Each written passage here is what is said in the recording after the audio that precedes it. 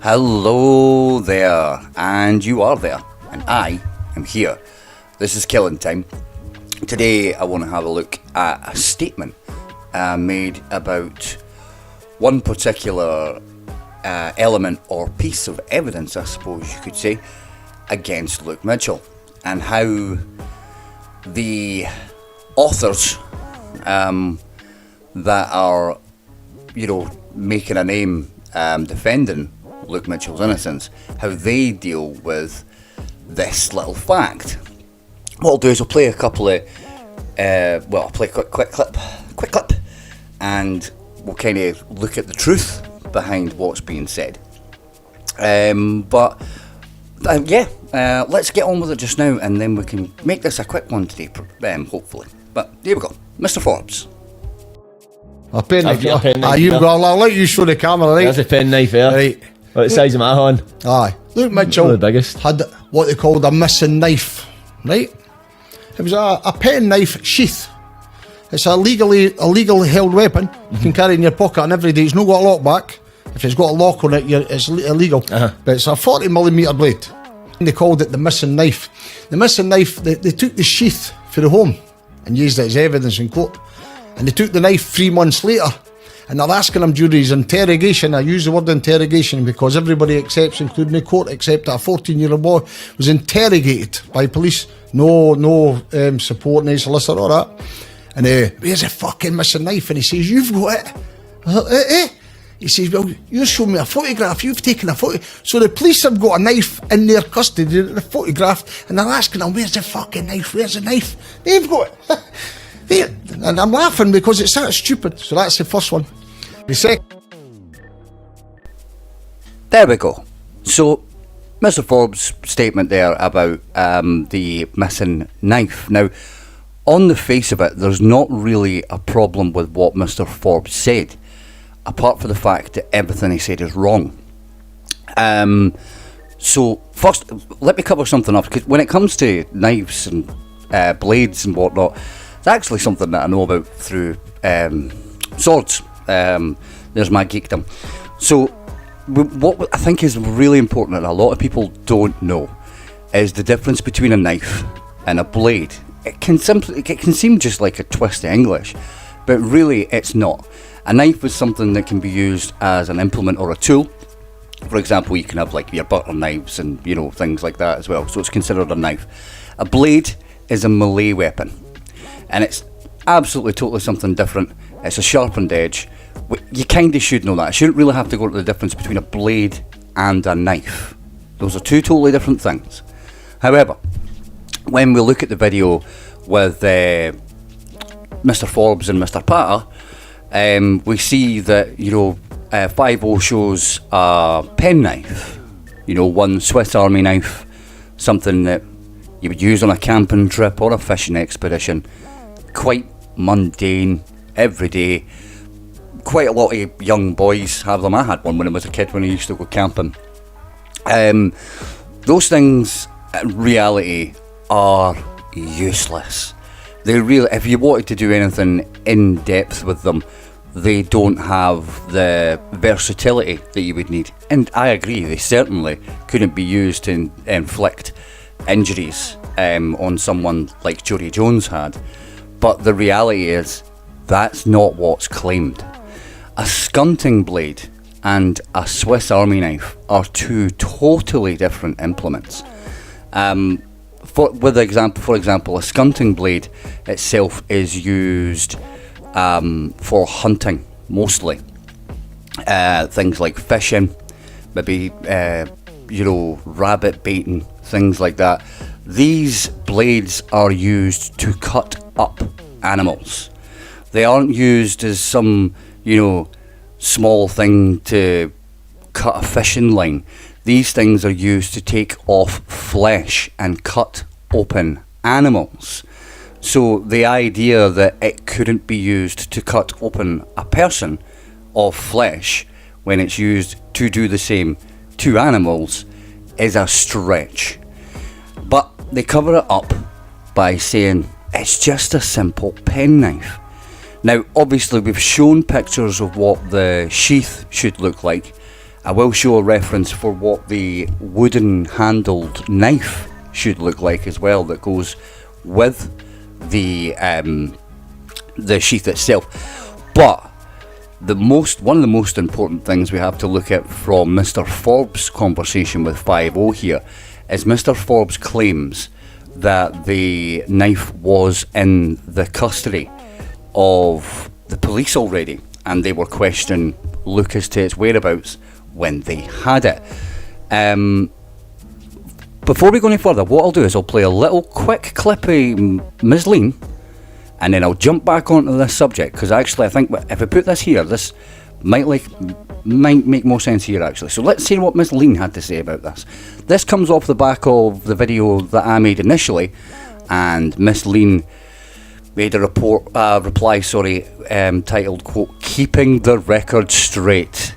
Let's see how straight that record is, Miss Lean. First read. It wasn't. The receipt for the knife wasn't found. It didn't even exist until December, 6 months later. So the best we can say here is they must have had psychic powers. This is brilliant. I absolutely love how this can take shape, this one. So the receipt, which was only in existence 3 months later, that receipt does exist, but the receipt in question is for a black handled skunting blade. This is the knife that police also would have had in their possession at some point, due to the fact that Corinne Mitchell tried to replace the knife and the parka jacket that was missing, that the police wanted in terms of evidence. So, a little twist on reality here from Miss Lean, and we see that somehow the receipt for the knife, which the police had in their custody according to Mr. Forbes, couldn't have existed until December. So not only are both these statements totally false, they don't even match each other. So what we're looking at here is just lies. That's basically all it is. And not only that, they've used Luke Mitchell's defence for the lie. Luke Mitchell's defence being that was the knife that the police were looking for. But obviously, finding the receipt from December of 2003, it's not possible for it to be that knife. There was in fact a receipt found for a knife purchased in December of 2002, which was the original wooden handled Jake Pyke knife, with the sheath which had the quote on it from Kurt Cobain, "The finest day I ever had was when tomorrow never came." On another point, Mr. Forbes struggles to remember that, and also struggles to remember the name of the band Nirvana, calling them Hervana. Now, in all honesty, for someone who is supposed to be the legal representative and have researched all the facts, you think he would know the name of the band, which was apparently so linchpin in terms of not only Luke Mitchell and Jodi Jones' taste, but just basically it does run through a little bit of it. So for him to not even know the name of the band or the quote that was in the sheath, which his supposed client, he's not a lawyer, but his supposed client is, used as evidence against him, and he doesn't know it. How much information can you know about the case? By the way, right, total sidetrack here. But Mr. Forbes made a point in one of these chats how during his research, he found out that the Jones family hadn't had their claimed meal of pasta, but had indeed ordered a chippy. Can anyone explain how through research you can trace a 20-year-old chippy? I'm going to look more into this one, but this is one of the most outrageous claims and no one's questioned it. But as I always do, that's a sidetrack. That's just a silly little note there, but an odd claim. Back to these claims, however. Mr. Forbes, obviously the claim about what kind of knife was used, false. That's never been the case. No one's ever said it was a pen knife. because that's not possible. Let's stop being silly. You're being silly so it looks like the case against Luke Mitchell was silly. You're not telling the truth, Mr. Forbes. Ms. Lean, again, with the receipt, that's not the case. The receipt that was obviously questioned was the one that was missing the knife for. Otherwise, you wouldn't question it. If you had a knife there and a receipt, you would say, right, there we go, that's that receipt.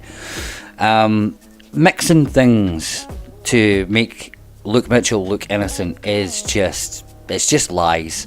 For want of a better word, and to use a good old Scottish word, talking shite. But yeah, they're getting away with it simply because no one is really paying attention to this waffle that they're going through.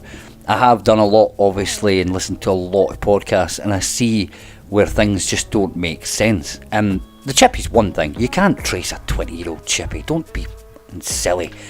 And this is just a blatant lie. The truth of the matter is that the wooden-handled Jake Pyke knife was missing. The police questioned it after they found the sheath with what is a very suspicious quote, if you ask me. And that's another thing. It's not in a favourite song like Mr. Forbes claims. It wasn't in a song. It was supposed to be in a song, but it was used in a journal.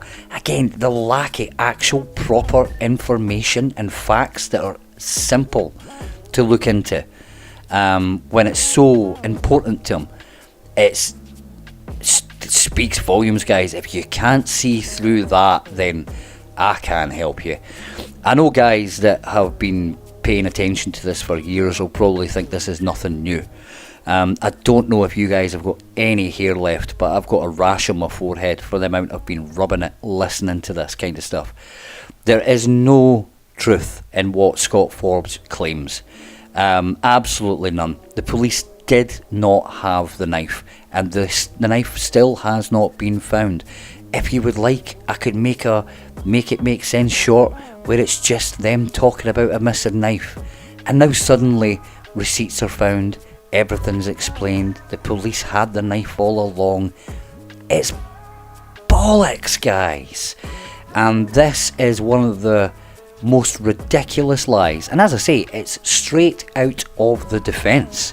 At the end of the day, Luke Mitchell and Corinne Mitchell claimed this was the same knife until the receipt that was found proved that they had tried to replace it, and the original knife receipt was already there. So really, this is just a nonsense and absolute lies, and I think this is worth pointing out when this is blatantly Luke Mitchell's defence put in the form of books and podcasts and spread out like it's truth. But there is no truth, and if anyone can prove me wrong, you're welcome to, but at the end of the day, both these statements are lies, and if you think otherwise, then again, I just can't help you.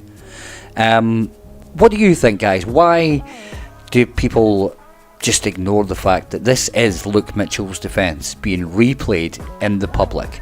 Lies being spread, even though we all know better, and it'd be very, very easy for anyone paying attention at the moment to look into it. I'm, don't get me wrong, not an expert on the case, but from everything that I can look at, I can just see these are just right off the bat, again, use that Scottish word, shite. So what do you think, guys? Why do they ignore it? And what other claims have you heard about missing knives and whatnot? We all know the amount of collection of knives that Luke had, pen knives, multi-tools, the replacement skunting blades and things like that. We all know. But what do you think? And of course, what I would say in terms of knives and blades and everything else, but again, just to reiterate, a knife and a blade, not the same thing. A knife doesn't have to have a bladed edge, and with a pen knife, there is no what we call, to use a term with swords, in the hilt itself we have what's called the tang, which is the part of the metal that carries on from the sword into the hilt itself. The tang's shorter when it comes to knives, for example, blades like machetes. So there's no real what we call tang for the penknife itself to lock it in place. different when it comes to a skunting blade. Although I'm not sure of the exact size of it, there's a lot more lock involved there, obviously, because it needs to stay in place for the purpose, which is cutting flesh. That's what a skunting blade is used for. I hope you understand the difference between knives and blades. If you do have any questions, put them down below. If I don't know them, I can certainly look into them as well, but I do know a certain bit. What we'll do though is a quick comment corner, and we'll just wrap this all up. So, for a total change of pace with comment corner as well, maybe for a little bit for my own sanity, I'm actually going to look at a comment that was complimentary. Go me. Comes from Coco, and it was on the preview for the Chris Benoit last long form video Rabbit. Coco had said, I love your video on the Chris Benoit case. I listen to it at least 3 times a day and learn something new every time. Thank you for your work. Well, thank you, as I said before as well, for your kind words, Coco. Now, I don't know if you're being a bit hyperbolic with the listening to it 3 times a day. I don't know if I had that much information in it, but I am proud of the fact that I had a lot more information than some of the other things I've looked at after. What I want to make a point of saying as well is, although obviously that video is about Chris Benoit, and the video was again Luke Mitchell, the story that we really need to concentrate on is Jodi and Nancy, because they're the important people in those, and Daniel as well, sorry. So they're the important people in those stories. I'm glad that you enjoyed it. I will say there is one mistake in there that I know of in terms of the pay-per-view event. It wasn't Armageddon, I believe it was Judgment Day. I think that's what they said. Yeah, I'm pretty sure. But I'm glad that you enjoyed it. Hopefully you'll like the next long form video that's coming up as well. We'll look into that a wee bit more. I'll do a wrap up just now and some admin, guys. But again, Coco, thank you very much for your compliment. I hope you're still enjoying the video, and I hope you continue to enjoy the ones that we do long form and the cases we'll look at going forward. To do your usual wrap up, guys, the admin obviously out the way. We're available and free and all the rest on Twitter at What They Found, and at Facebook at What They Found. And you can obviously catch us in the comments. We'll do our comments corner every now and again as well. We did miss one last time, but I think that was more important. Well, actually, whilst we're here, another side track. If you look at the last update where we looked at some of the potential paths that Luke Mitchell could have took home during the day when Jodi was murdered, there was some great comments in there from Peter in terms of other routes as well, which I think bear some looking into as well. I'll have a look myself, and if you guys want to go and look at the comments, Google Maps is there. Follow what Peter's saying, see if you think what he says is plausible as well. I really do, but again, it's still more proof in the sense that what Mr. Forbes said on the 5-0 video about needing to enter through that, and Miss Lena said actually as well in another video, that needing to enter through that entrance is just, it's not true. Anyway, again, that was a long sidetrack that. So, Twitter, Facebook, as we say. Let me know what you think, guys. Why is it that people are so willing to accept what is essentially Luke Mitchell's defence and not question the differences in here? How does a receipt for a knife exist when the police... not exist. How does it not exist when the police are looking for the knife? And the simple answer is really because it's not that receipt I'm talking about. It's not that knife the police were looking for. These guys are twisting stuff to cover their own backs, and they're lying. And again, let's go back to it all for the guys across the pond and anybody else, the good old Scottish word, talking shite. So, thank you very much for listening up to this point, guys. If you do have anything, as I say, always contact me. Let me know if you've got anything that you think is either contradictory or just downright false. And never be shy to put it in the comments below and discuss it amongst yourselves in case I'm not around. Thank you again for taking the time to listen to all the videos we have. Please leave a sarcastic thumbs up. Consider subscribing. Our latest long form video will be around the case of Bruno Fernandes de Souza, another kind of celebrity. But again, I won't go into too much because that one goes east, west and south at all points. But yeah, look out for that one, and we'll keep an eye out for any updates involving the Look Mitchell case through Killin Time or any of the shorts we do. Quickly, a quick side note with that as well, the short that was due up, I did find it a little confusing because I was covering some of the stuff to do with the knife and some other things, and it all got a bit muddled, so I'm going to separate them out and they should go out over the next couple of days, hopefully make a little bit more sense. I try and keep it in context, and I found that I was even confused myself, and considering I made the video, that's a bit special. So yeah, what do you think about the missing knives, and why try and cover with such falsehood?